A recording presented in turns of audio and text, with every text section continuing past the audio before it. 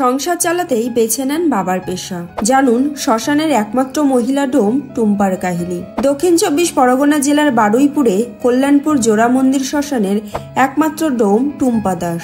বাবা মারা যাওয়ার পর অভাবের সংসারে হাল ধরতে টুম্পাকে এই পেশায় বেছে নিতে হয়।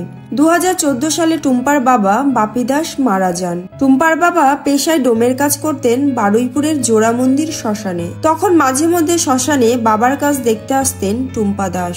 হঠাৎ টুম্পার বাবা মারা যান। ৫ জনের সংসার চালাতেই টুম্পা হিমশিম খাচ্ছিলেন।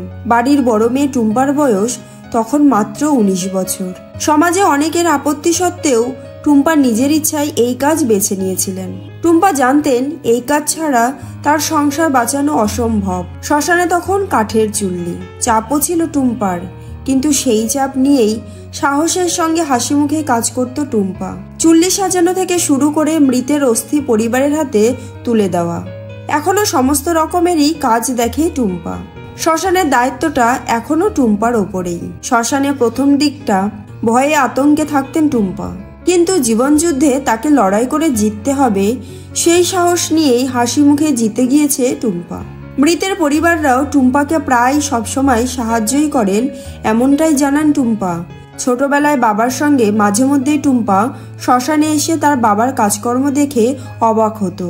বাবা মরা ঘেটে আমাদেরকে মানুষ করছে, আজ টুম্পা সেই ডোমের কাজেই ব্যস্ত। এখনো যদি টুম্পা অস্থায়ী কর্মী, সরকারের কাছে টুম্পার একটাই আবেদন, যদি এই কাজটা স্থায়ীভাবে হয় তাহলে আগামী দিনের জীবনটা তার সুগম হবে। কল্যাণপুর গ্রাম পঞ্চায়েতের উপপ্রধান সুরজিৎ পুরকাইত বলেন, টুম্পা খুব সংগ্রামী মেয়ে এবং যথেষ্ট সুনামের সঙ্গেই তিনি শ্মশানের কাজ করেন।